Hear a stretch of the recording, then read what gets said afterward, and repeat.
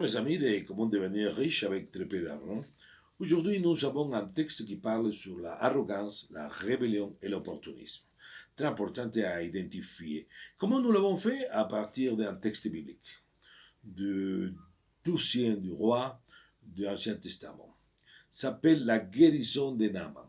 Naaman était le général en chef de l'armée du roi syrien. Et lui, il est devenu avec la lèpre. Si seulement mon maître pouvait aller auprès du prophète qui habite à Samarie, cet homme le guérirait de sa maladie. C'est la phrase qui dit une servante, une dame qui avait été faite prisonnière par l'armée de Naaman. Et c'est justement cette humble dame qui lui donne l'idée de qu'il faut aller chercher le roi d'Israël, qu'il va les soigner. Naaman fait le voyage, il emporte 350 kilos d'argent, 70 kilos d'or et 10 vêtements en recharge. Incroyable. Quelle richesse.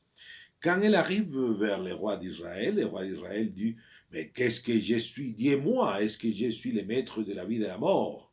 Reconnaissez donc et voyez qu'il me cherche des querelles. Il parle avec soupçon sur cette demande exagérée de soigner quelqu'un. Lui, il n'a pas ses pouvoirs. Mais Élisée, le prophète israélien, il écoute cette situation et il dit, voilà, euh, je vais te donner les bons conseils. Et Naaman va aller les chercher au prophète, mais finalement le prophète ne les reçoit pas, ne parle pas avec lui, il laisse simplement un message. Celui-ci lui fit dire par un envoyé en relation à Élisée, va te laver 7 fois dans le Jourdain et tu seras complètement purifié. Dans le Jourdain, c'est-à-dire dans les fleuves Jourdain. Naaman s'est mis en colère, voilà ici l'arrogance, et il s'en alla en disant, je pensais que cet homme viendrait en personne vers moi, qu'il se tiendrait là pour invoquer l'Éternel, son Dieu, puis qu'il passerait sa main sur la partie malade et me guérirait de ma maladie de la peau. C'est-à-dire que n'a pas été rempli ses expectatives. Et lui, il est un chef, Naman. Il est malade, mais il est un chef. Voilà comment nous voudrions bien partager avec vous la réaction de arrogance. C'est un peu pour la réflexion toujours. Alors Naaman descendit dans les Jourdain et il s'entrépassa 7 fois finalement, comme l'homme de Dieu, le lui avait ordonné. Et sa chair redevint nette comme celle d'un jeune enfant. Il était complètement purifié. Après, Naaman retourne et il essaie de donner plein de cadeaux. Vous savez, il avait arrivé plein d'or, d'argent. Mais Élisée dit, niet, niet, niet. Non, non, non. N'accepte pas. Naaman insista, mais Élisée persiste dans son refus. Alors Naaman dit, puisque tu refuses tout cadeau, permets-moi du moins d'emporter un peu de terre de ton pays, juste autant que 2 mulets peuvent emporter.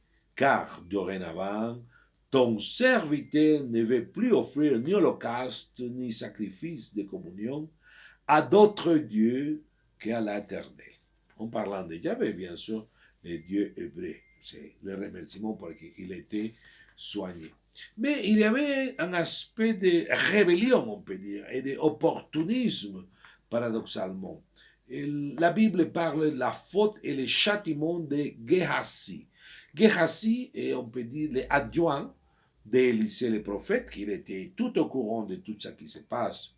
Lorsque Naaman est parcouru une certaine distance, Géhassi, le serviteur d'Élisée, l'homme de Dieu, s'est dit, mon maître a voulu ménager ces Syriens, Naaman, et il a laissé partir sans accepter aucun de ses cadeaux qu'il lui avait apportés. Donc, qu'est-ce qu'il dit Géhassi, avec une action de rébellion et d'opportunisme? Il dit, voilà, peux-tu me donner pour eux 35 kilos d'argent, j'étais pris, et 2 vêtements de recharge. Il parle, il va, il arrive, il parle avec Naaman qui était déjà en train de partir, très content, bien sûr, sain, et donc lui dit, ah, il y a des gens qui ont besoin, je vais accepter les cadeaux. Naaman lui dit, faites-moi le plaisir d'accepter 70 kilos d'argent. D'abord, Géhassi demande seulement 35 kilos et l'autre en remerciement, il dit voilà, je vais te donner 70 kilos. Mais finalement, Élysée connaît cette action de rébellion, d'opportunisme de Gehazi, et puisque tu as fait cela, la maladie de la peau de Naaman s'attachera à toi et à tes descendants pour toujours. Il dit le moment, c'est un châtiment vraiment qu'il donne Élisée à Gehazi.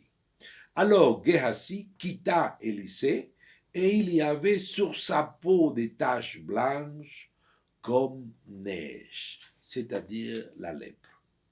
Nous avons bien voulu partager avec vous cet aspect biblique de l'Ancien Testament, du Sien des Rois, arrogance, rébellion, opportunisme. Ça n'a rien à voir, mais nous profitons aussi avec la version espagnole pour envoyer des salutations à notre amis de la Bolivie qui maintenant résident à la Pologne. Beaucoup de salutations et pour tous les amis, bien sûr, du Congo, République démocratique du Congo, de Belgique, de la France, du Tchad, mes amis du Tchad, de Gosbeida, les amis de Bujumbura, les amis de Bujumbura, Monseigneur Blaise, tout Jean Nikeshimana, tous les amis francophones, pour vous tous une salutation à partir de comment devenir riche avec très peu d'argent, un petit grain de sable dans la réflexion pour essayer de devenir riche d'esprit et de cœur. Merci beaucoup, à la prochaine.